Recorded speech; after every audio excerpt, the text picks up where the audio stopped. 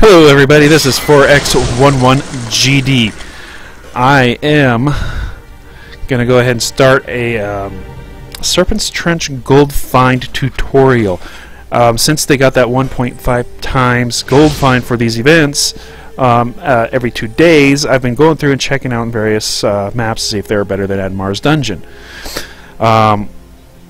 Some maps are going to be better now, especially since they've reduced the number of enemies found in Admar's Dungeon recently. A silly move, I think, but that will mean that there will be some other maps that are better. I did the Serpent's Trench with it with Admar's Dungeon as it was before, and I actually found out it was a little bit better. So give me just a second here to do some housekeeping.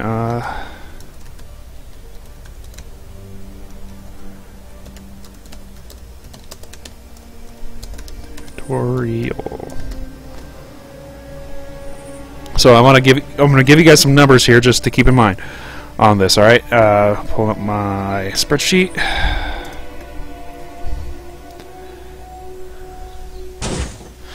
Okay, my methodology when I was doing this.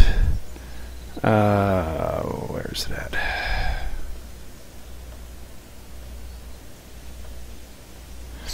at? Same equipment, same items, same skill set. Even if I gained a level while I was doing these runs, I did not change the skill set. Okay, I timed each run. I wrote down and since we're just worried about gold, I just wrote down the gold before and after the run, but not from any items sold. Okay, so that being said, with Admar's Dungeon at its old self, I was averaging about 15,000 gold per run. Okay, and each run was taking me about 5.5 seconds to complete. On Admar's Dungeon, I was getting about 2,742 gold per minute. Okay, Serpent's Trench, yes, I was averaging per run 12,124 gold, which was this is much less than I was getting in Admar's Dungeon. However, I was completing the run in an average of 4.07 seconds and getting an average of 2,988 gold per run, which is doesn't sound like a lot compared to the two, but remember that's per minute, so that's an actually average for over 4 minutes, 800 gold. Also, because you can run Serpent's Trench much faster, you also get more of the lock boxes, and those lock boxes also have the chance to drop 5,000 gold or items that you may want or need. So in my mind, whenever Serpent's Trench has the 1.5 times gold, it is the one to hit with the run. So let's go do it. Okay, my Serpent's Trench run is going to be a little bit shorter because I did respec after the last time I ran it. So it's not going to be it's going to be a little bit over 4 minutes. Alright, first things first, of course, whenever you do these, you've got gold find gear, you need to add gold find gear.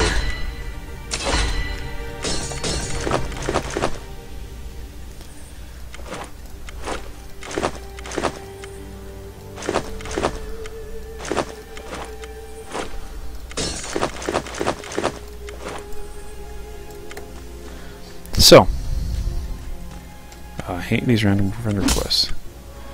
Okay. Into the Serpent's... Oh, sorry, not Serpent's Trench. Serpent's Cliff. I apologize. That's the name of the run. It's Serpent's Cliff. Okay. So, anyhow, when I did these runs, I started my timer as soon as I clicked play alone. All right. So it gives you an idea that it's including my loading times in with this, which is very important. I mean, that helps out, figures stuff out for you. All right. Okay. All right. First things first. Come up here. There's 2 barrels up here. Pop them with a long-range attack. See if they drop anything. They don't. Go down here.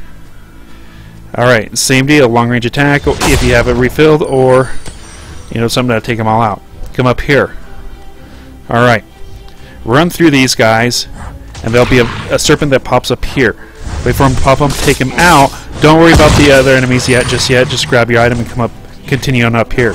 Alright, there's going to be another serpent. Take him out right here. Now this is the time to go ahead and clean up any enemies you got chasing, including this Acolyte Apprentice. Okay, collect your items. Take out the crate over here. Now come up here and get these guys following you. Don't worry too much about them. Keep coming up here. Bring them up, bring them up, bring them up. Take out the Healing Conjurer and then work on the Serpents. Okay. Bring everybody else all the way up. I tried to take out the Acolyte base rather than going by, because this is where you're going to take out the rest of these enemies.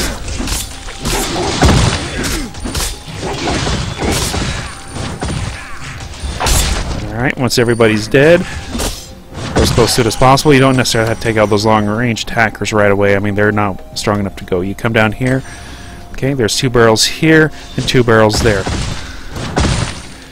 You know, send a long-range attack, take those 2 barrels a long ways out. Short-range area attack effect. Okay, run through all of these guys. Take this barrel out as you're going through. Pick it up and keep going. I take out the debase. Well, I shouldn't. Actually, you need to keep running through. My bad. Okay. All right. Over here, you're gonna have 2 serpents pop up. Take out the front one. Come back here. Take out the back one. And at this time, go ahead and go to town on all the enemies.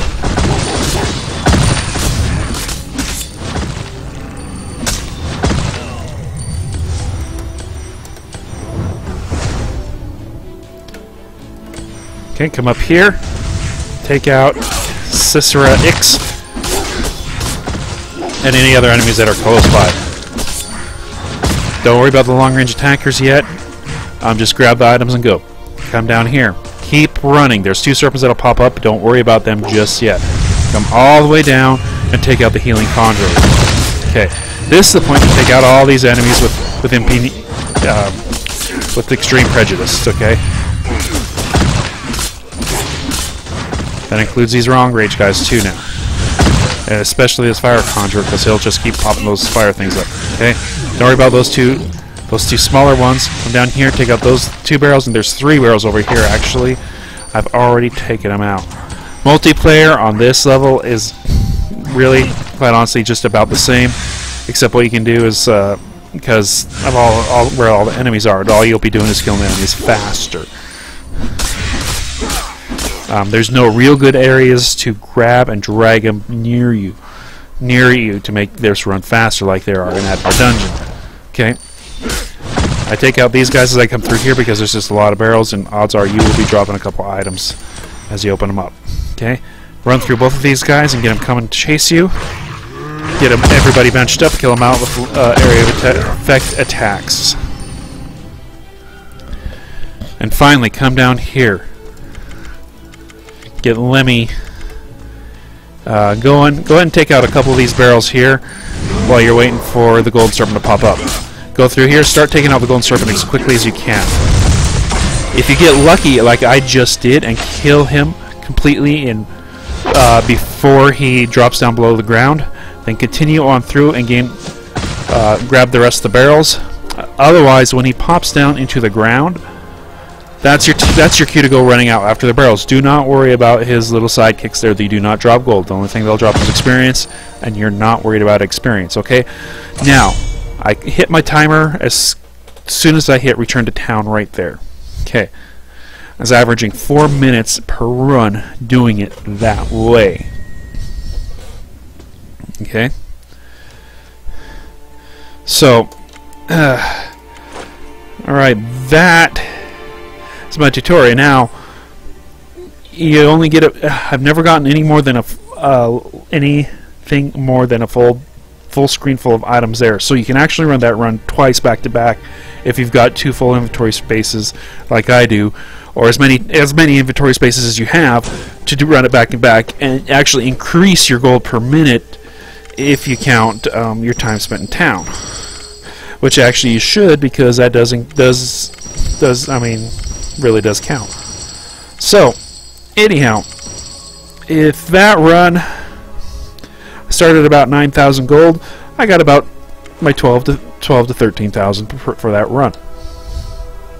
So anyhow, if you like what you see, I will be conducting more tutorials on some of these other maps, these gold find maps, in the future as I find more that does better than Admar's Dungeon. Remember, Admar's Dungeon does not do what it used to do.